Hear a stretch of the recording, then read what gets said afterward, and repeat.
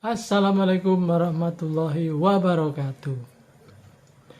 Tidak lama lagi, tanggal 22 Desember 2023 akan ada debat antar cawapres. Tentu yang paling ditunggu-tunggu adalah bagaimana Gibran akan berdebat melawan Bapak Mahfud MD dan Muhaimin Iskandar. Jadi berita-berita dan bisik-bisik dan gosip-gosip mengatakan hampir nyaris semua orang bilang mengkhawatirkan apa yang akan disampaikan Gibran di dalam debat nanti. Artinya, banyak orang semacam tidak yakin apakah kira-kira Gibran ini nanti bisa seimbang ketika berdebat dengan Muhaimin Iskandar dan Pak Mahfud MD. Nah, dari sisi pemberitaan, dari sisi bisik-bisik itu memang saya itu juga heran, kenapa ya kok orang itu kesannya itu meremehkan Mas Gibran itu, kenapa ya?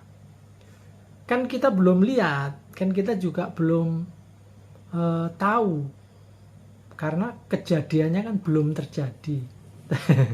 Tapi kenapa kok orang itu ya nyinyir, orang itu meremehkan, mengkhawatirkan gitu. Barangkali memang akibat beberapa kejadian yang sudah terjadi sebelumnya, misalnya kesalahan menyebut soal asam sulfat, kemudian sikapnya ketika seperti pemandu sorak ketika Pak Prabowo berdebat dengan Anies Baswedan. Mungkin itu ya salah satunya.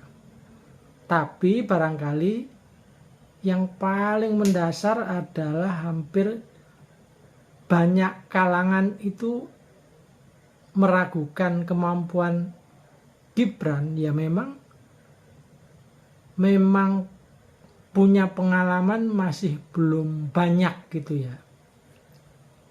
Karena menjabat wali kota juga baru 2 tahun, kemudian bukan seorang aktivis mahasiswa, belum pernah terjun di organisasi-organisasi kepemudaan semacam HMI, PMII, atau organisasi kekaryaan di dalam partai misalnya. Jadi memang itu salah satu hal yang menjadi penyebab Gibran itu diragukan kemampuannya. Ya sebenarnya tidak ada yang salah. Orang meragukan kemampuan Gibran itu nggak ada yang salah. Untuk itu tentunya Gibran harus betul-betul menyiapkan diri, betul-betul belajar, betul-betul mencoba menjawab nantinya setiap pertanyaan, dan kalau perlu memberikan argumentasi yang benar-benar makjleb atau benar-benar nendang istilah kaum milenial sekarang. Jadi Gibran, harapan banyak orang juga memang akhirnya mengharapkan Gibran itu akan lewat atau Gibran akan kalah di dalam berdebat. Tapi di sisi lain jangan lupa bahwa tentu timnya Gibran sudah membranding atau menyiapkan Gibran ini agar bisa punya jurus-jurus untuk mematikan lawan. Tapi saya kira saya memprediksi ya, setidak-tidaknya Gibran akan irit bicara. Gibran akan membatasi diri untuk ngomong terlalu panjang. Jadi paling seperlunya saja. Tidak perlu banyak ilustrasi, tidak perlu banyak kasus yang dia coba berikan sebagai bagian dari argumentasi di dalam debatnya nanti. Tentu jika pada debat nanti ternyata Gibran itu moncer, artinya Gibran benar-benar bisa menunjukkan kelasnya, mungkin sikap orang selama ini akan berubah. Mungkin orang juga akan menaruh hormat kepadanya. Tapi sebaliknya,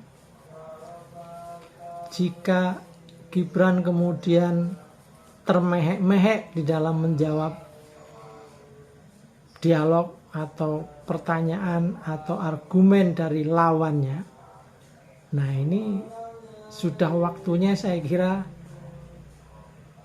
jangan menyerahkan diri untuk dibully.